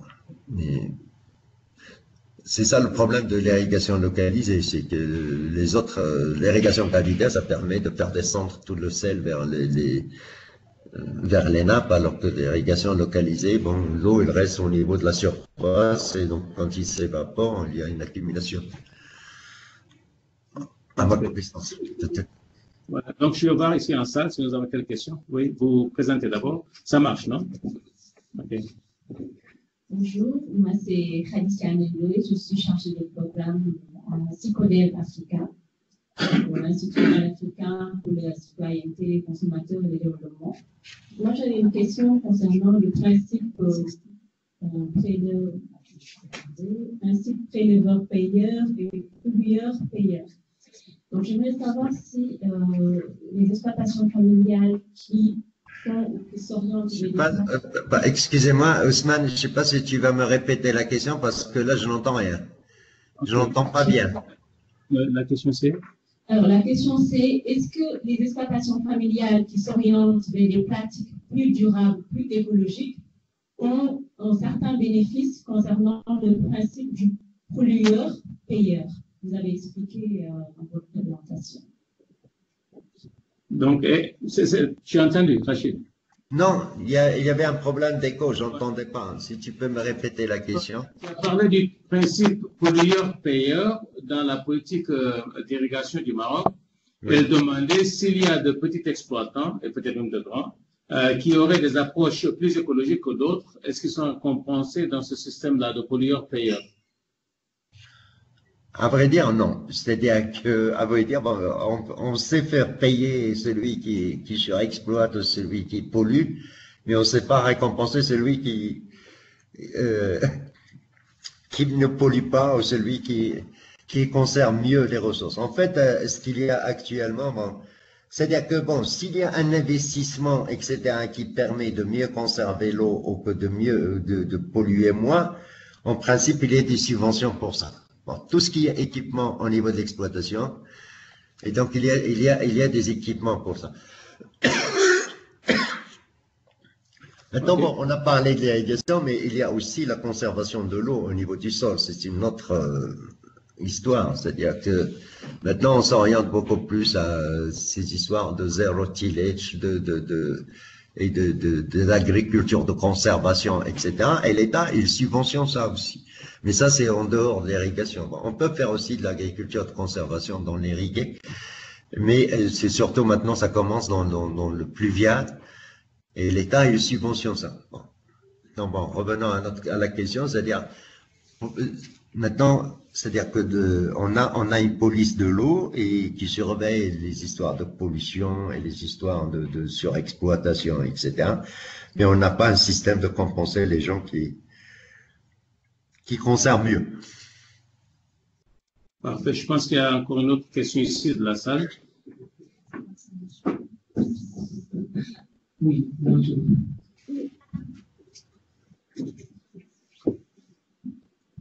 Bonjour, c'est Oulu Malo, secrétaire d'Afrique. En fait, moi, j'avais deux préoccupations, une question. La première est, vous avez parlé de l'accessibilité de ces taux-là, de l'eau irriguée. Moi, j'aimerais peut-être que vous reveniez sur l'accessibilité en termes de coût. Comment se comporte cette eau irriguée-là par rapport à l'eau potable? Est-ce qu'il y a une différence en termes de tarification?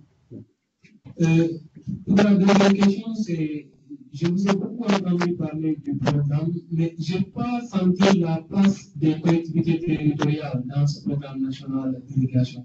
Quelle est la place des collectivités territoriales dans ça? Ousmane, c'est le même problème. Moi, je n'arrive pas à entendre parce qu'il y a un problème d'écho. Oui, il y a un écho. OK, donc je répète, dans la tarification de l'eau, est-ce qu'il y a une différence entre l'eau pour l'irrigation et l'eau potable pour la consommation? Parce que dans les mêmes zones, on a les ménages, on a les fermiers. La seconde question, c'est par rapport au rôle des collectivités locales, territoriales dans la politique d'irrigation du Maroc. Enfin, pour l'eau potable et l'eau d'irrigation, ben, il y a une différence importante. C'est-à-dire que généralement, l'eau de l'irrigation, c'est de l'eau brute qui ne demande pas de traitement particulier. Et donc, alors que l'eau potable, ça demande un traitement, ça demande des choses, etc., un conditionnement, etc. Et donc, bon, en principe, de point de vue prix, il n'y a pas de... C'est-à-dire, bon,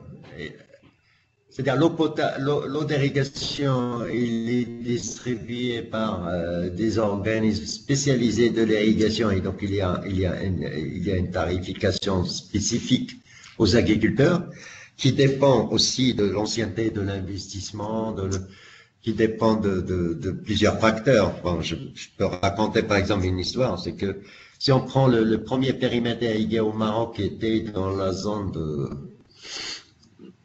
du Tchadla, dans ce périmètre-là, les équipements, ils datent des années même 40. Et donc, l'investissement, ça fait longtemps qu'il est amorti. Et en plus, ça ne demande pas de dépenses d'énergie, puisque bon, il y a une nivelée très importante qui permet de mettre l'eau sous pression. Et donc, qui ne demande pas beaucoup de dépenses, pratiquement pas de dépenses d'énergie. Alors que dans d'autres zones, il faut mettre l'eau sous pression, il faut, etc. Donc, des canalisations fermées pour mettre l'eau sous pression et choses, etc.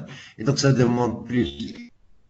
Et donc, la tarification, il dépend de la situation. Donc, on n'a pas une tarification pour tous les périmètres. C'est-à-dire, pour chaque périmètre, il y a une tarification particulière. Maintenant, j'ai parlé d'un périmètre le périmètre là de partenariat public-privé, là, les prix ils sont beaucoup plus élevés, mais en fait, les prix sont élevés parce que c'est des cultures qui sont destinées à l'exportation, qui sont très rentables, et les agriculteurs, ils sont prêts à payer un prix élevé pour avoir de l'eau. Juste pour donner une idée à peu près, je sais pas moi, si vous produisez de la tomate au Maroc pour l'exportation, le rendement à peu près c'est autour de 200 à 250 tonnes par hectare. Alors vous pouvez imaginer la rentabilité lorsque vous produisez 200 à 250 tonnes par hectare et que vous exportez ça à 1 euro par kilo, ça fait des sommes très importantes. Et donc l'eau pour ces cultures-là, c'est peut-être 1-2% du coût de la production, c'est 3 fois rien. Et les agriculteurs, leur problème, c'est pas le prix de l'eau, c'est plutôt la disponibilité de l'eau qui leur pose un problème. Alors, pour le dessalement de l'eau de mer, effectivement aussi, c'est des cultures d'exportation et donc les prix ils sont un peu élevés, c'est à peu près 0,6 dollars par mètre cube. Alors que dans la zone là du Tchad-là, ça doit être, c'est de l'ordre de quelques centimes. C'est même pas, c'est de l'ordre de quelques centimes. Et donc, il y a des différences d'une zone à l'autre, d'un périmètre à l'autre, etc.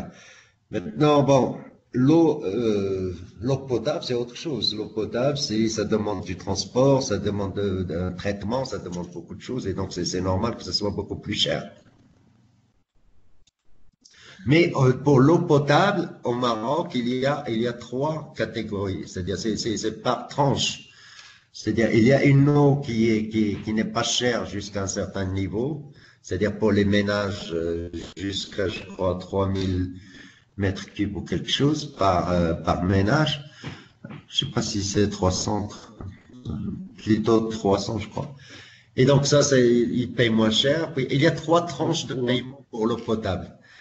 Et d'accord. Et donc les ménages qui consomment, ou les ménages pauvres, ils payent un prix pratiquement subventionné, alors que les ménages qui consomment beaucoup d'eau, bon, ils payent un prix très élevé.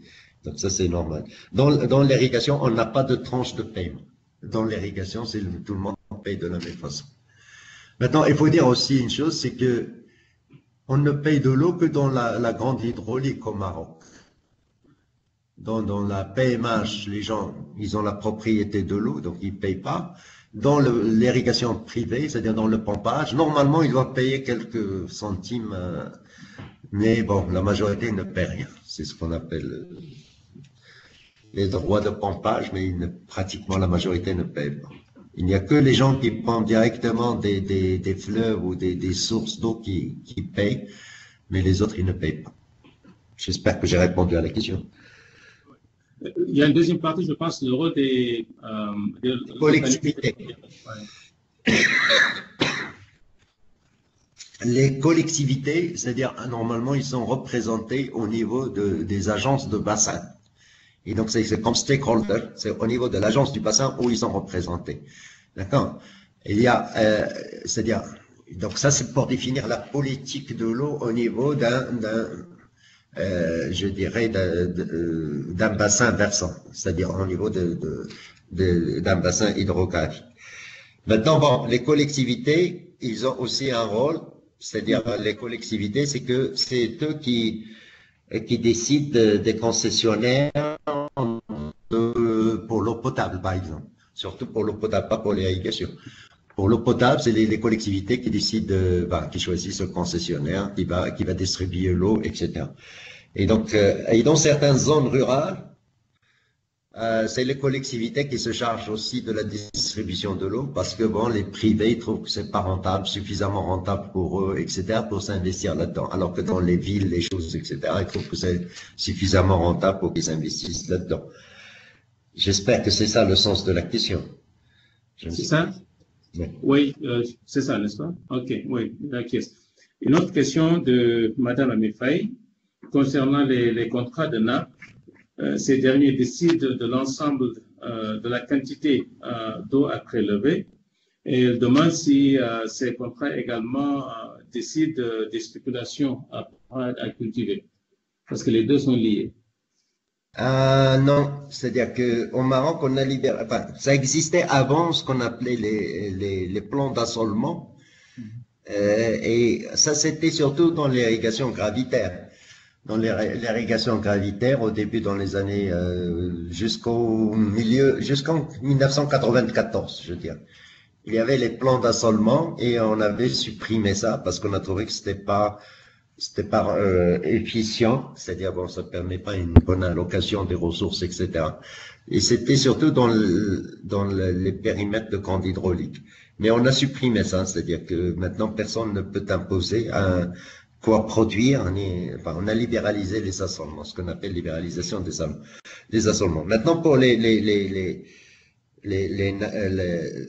contrats de nappe, c'est surtout pour réguler la quantité d'eau qui est prélevée. Et ça a servi aussi à empêcher, c'est-à-dire l'extension des périmètres et le creusement d'autres puits, etc. C'est-à-dire que c'est les agriculteurs qui se surveillent eux-mêmes pour qu'il n'y ait pas de gens c'est-à-dire ils décident entre eux et ça devient une sorte d'appropriation collective d'un bien public, d'un pool, je dirais, d'un pool ou d'un bien public. Parce que normalement l'eau c'est un bien public, C'est-à-dire que tout ce qui est sous le sol, il est dans le domaine de l'État, mais maintenant on donne la gestion de ce domaine de l'État aux usagers. Et la tendance, c'est pour ils empêchent d'autres de venir creuser d'autres puits et ils régulent un peu les quantités à prélever par hectare ou quelque chose pour qu'il y ait, c'est-à-dire pour prévenir, c'est-à-dire un usage excessif des nappes, c'est surtout ça. Moi, je crois que c'est ça le problème de là, parce que bon, quand on parle de contrat de nappe, etc., on entre dans d'autres concepts, c'est le concept de public good, de pool, etc. Ça devient un petit peu compliqué. C'est-à-dire au Maroc, on est la seule zone où vraiment on a appliqué ça, c'est dans le Souss, parce que les agriculteurs, ils sont arrivés à un stade où c'est eux qui étaient demandeurs d'une réglementation du pompage, pratiquement. C'est les agriculteurs qui sont devenus, parce que ça baissait pratiquement d'1,5 mètre à 2 mètres par an. Ils sont arrivés à des profondeurs incroyables et surtout qu'ils ont vu dans une zone, la zone Gerdin, qu'il y a un tarissement qu'il n'y avait plus de nappe dans certaines zones et ils se sont rendus compte qu'il faut qu'ils se mettent d'accord entre eux pour mieux gérer la ressource. Parfait. Avec l'urbanisation arachide dans beaucoup de pays, on fait face à une compétition, une concurrence entre l'utilisation urbaine de l'eau et l'utilisation de l'eau dans les périmètres, l'agriculture périurbaine. Est-ce que vous avez eu cette expérience au Maroc et comment est-ce que vous la gérez? Par exemple, ici au Sénégal, l'État a décidé de pomper des Niayes sur un grand nombre de forages cette année. Moi, je pense qu'on est en train d'opérer un choix entre l'eau ou les légumes et les fruits. Parce que si ça continue dans une dizaine d'années, je pense que la petite agriculture périurbaine va disparaître. Et approvisionner Dakar en termes de fruits et légumes, ça va être un problème. Les prix vont augmenter. Les pauvres, les moins riches auront une nourriture beaucoup moins saine. Donc, je pense que c'est un problème assez important. Je n'entends pas les gens en parler ici à Dakar, mais je pense que c'est inévitable que cela va être un problème très bientôt. Est-ce que vous avez ces expériences-là au Maroc?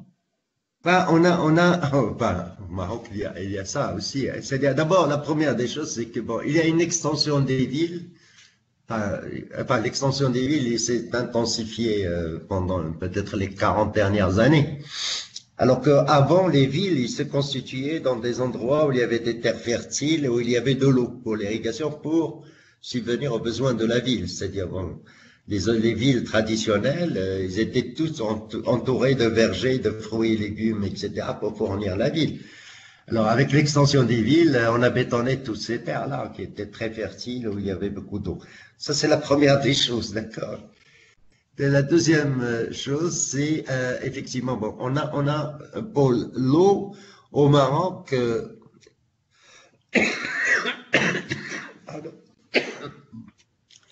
c'est que pour l'eau, bon, il y a deux types de nappes. C'est-à-dire que, bon, au Maroc, on a maintenant beaucoup de nappes qui se sont constituées, enfin, les nappes phréatiques, ce qu'on appelle les nappes phréatiques. On a de grandes nappes qui se sont constituées sous les périmètres de grandes hydrauliques, grâce à l'irrigation, etc. Et généralement, ces nappes, ils sont un peu polluées, ils sont pas indiqués pour l'eau potable. L'eau potable, c'est surtout les nappes profondes. D'accord? Parce que les nappes profondes, ils sont beaucoup plus propres, il y a moins de pollution. Donc les nappes profondes, oui, on utilise beaucoup de nappes profondes, comme ce que j'ai dit tout à l'heure, c'est à peu près 500 millions de mètres cubes qu'on pompe dans les nappes profondes.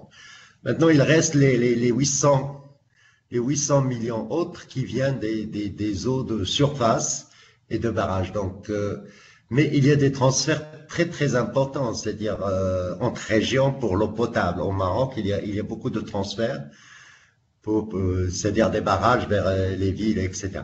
Et donc, il n'y a pas une concurrence directe, c'est-à-dire pour l'eau.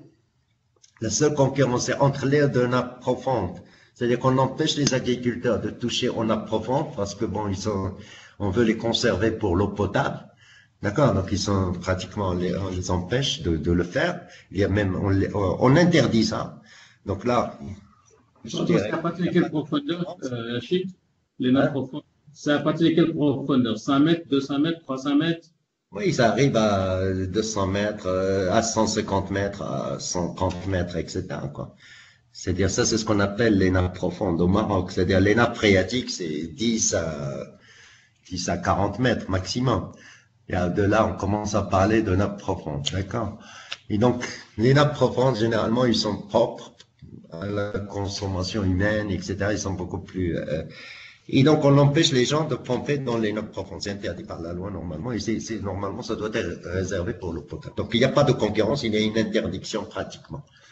Bon, dans le Souss, le seul zone où on pompe dans les nappes profondes, c'est dans cette histoire, dans le Souss, pour l'exportation. Effectivement, il y a ce problème. Et c'est pour ça qu'on a pensé au dessalement de l'eau de mer. Heureusement que la zone, elle se trouve sur la côte. Donc, on a pensé à dessalement de l'eau de mer pour alléger la pression sur les eaux de nappe, etc. Maintenant, c'est ça. Donc, la concurrence entre les deux. Maintenant, si on voit par exemple des villes comme Casablanca, qui est la plus grande ville du Maroc, ou Rabat, etc.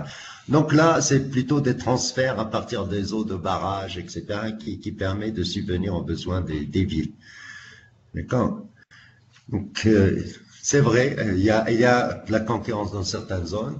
Dans la majorité des zones, on interdit l'accès on approfond pour l'agriculture parce qu'on veut conserver ça.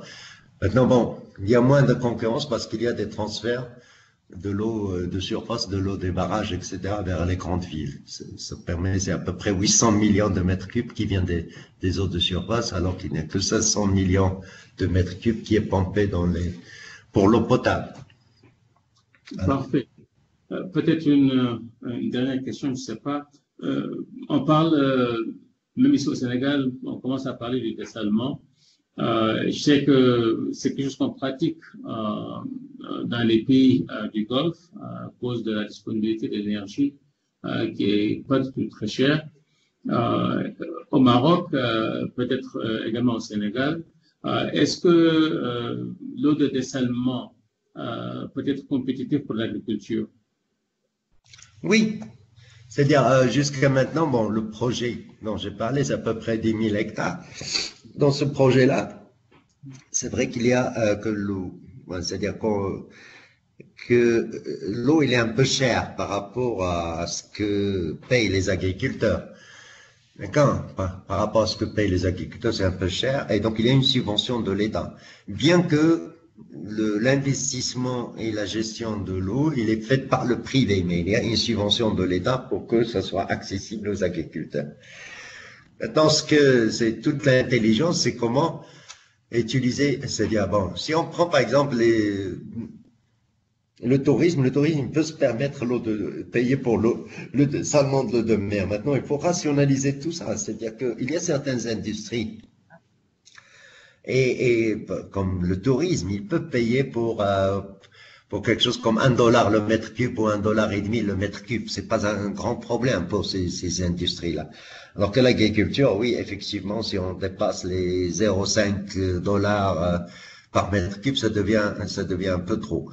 D'accord? Mais bon, là aussi, ça dépend de quelle agriculture. La zone où on a mis le dessalement de l'eau de mer pour l'irrigation, c'est des zones qui sont vraiment très spécifiques où il y a de l'exportation, c'est-à-dire que les gens, ils font des cultures de très haute valeur ajoutée, c'est-à-dire qui peut se permettre le dessalement, de payer pour l'eau du dessalement. Comme j'ai dit tout à l'heure, pour la tomate ou pour le maraîchage d'exportation au Maroc, c'est un grand exportateur de produits maraîchers. Et donc, dans ces zones d'exportation, oui, ils peuvent payer pour ça, ça leur pose pas de problème. Dans l'agriculture qui est destinée au marché local, effectivement, c'est pas possible de payer pour le dessalement, mais on peut substituer ça, c'est-à-dire, si on réserve l'eau des barrages et l'eau des choses à l'agriculture et qu'on utilise le dessalement pour les industries et les choses qui peuvent se permettre de payer pour ça, oui, ça peut marcher. Maintenant, il faut trouver comment allouer ces choses. Parfait, merci. Je pense que je vais continuer avec une question qui a été adressée par Madame Antoinette Salah à nous, organisateurs. Elle aimerait savoir si parmi les participants, il y avait des agricultrices, des entrepreneurs, parce que le point de vue serait important. Je pense qu'il faut regarder les statistiques, peut-être pour savoir qui a participé, pas seulement aujourd'hui, mais les webinaires antécédents. Et s'il n'y en a pas assez, Madame Salah, nous ferons le nécessaire pour pouvoir attirer cette catégorie de participants pour les prochains webinaires. Je dirais merci à Rachid. Je sais que c'est un moment assez chargé pour toi avec le démarrage de l'université et tout ce qu'il y a comme programmation. En tout cas, on est très content de t'avoir avec nous. Je pense que c'était avec grand plaisir, Ousmane. Merci, merci. En tout cas, parfait. Le Maroc a fait d'énormes choses dans l'irrigation. La dernière fois, on avait l'Éthiopie pour le webinaire anglophone avec notre collègue Zena Biro de l'Éthiopie qui nous a également parlé de ce que son pays a fait. Ce que j'ai noté ici, Rachid, c'est que contrairement à la majorité des pays africains, le Maroc n'a pas arrêté ses efforts dans l'irrigation pendant les années 80 et 90. Si on regarde tous les pays africains avec les échanges structurels, ils sont complètement sortis, surtout de la grande irrigation pendant les années 80 et 90. Mais au Maroc, par contre, j'ai noté une accélération avec les graphiques que tu nous as montrés. Je pense que sûrement ça a fait la différence, et la continuité dans l'action et l'extension de ces mêmes actions qui a permis au Maroc de réaliser les résultats que le Maroc a. Je trouve également assez intéressant le fait de subventionner les investissements et non les intrants. Non seulement c'est complètement compatible avec les stipulations de l'ANC, mais je pense aussi ça restructure les incitations. Quelqu'un qui investit gère. Ne peut pas investir pour profiter d'une subvention en général. Okay? Alors que les intrants, c'est difficile de contrôler, fidéliser les gens, la continuité dans l'action, tout ça, c'est pas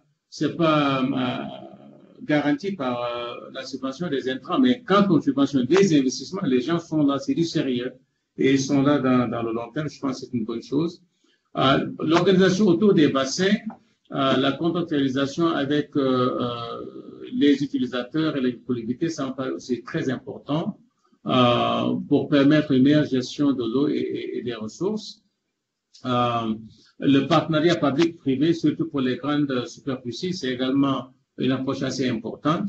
Nous n'en avons pas parlé aujourd'hui, mais le fait que le Maroc ait investi sérieusement dans la formation professionnelle et technique est assez important. La dernière fois que j'ai regardé, je pense qu'il y avait 52 écoles pour la formation professionnelle pour les métiers de l'agriculture. Ça, c'est extraordinaire. Ça couvre le territoire. Les gens sont bien formés, en tout cas ont accès à ces services de formation. Ça aussi, c'est très... On a au Maroc l'une des plus anciennes écoles de génie rural aussi qui s'occupe de l'irrigation, c'est-à-dire en Afrique, quoi. Parfait. Et l'autre chose que le Maroc a fait différemment, c'est le volume des investissements dans l'agriculture. Quand j'étais à Marrakech l'année passée, il y a exactement un an, c'était au mois de mars dernier, pendant c'était les journées agricoles, je ne sais pas comment on appelle ça encore, j'ai appris que c'était 15% du PIB que le Maroc investissait. Pas 15% du budget, 15% du PIB dans le secteur agricole. C'est énormément d'argent et c'est avec ça qu'on réalise les résultats que nous avons.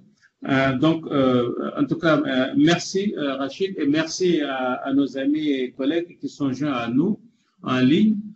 C'est avec beaucoup de plaisir que vous avons eu aujourd'hui avec nous pour ce webinaire. Et peut-être c'est le moment de vous dire que nous sommes en train de travailler sur le prochain rapport du panel. C'est sur la digitalisation de l'agriculture des chaînes de valeur agricole.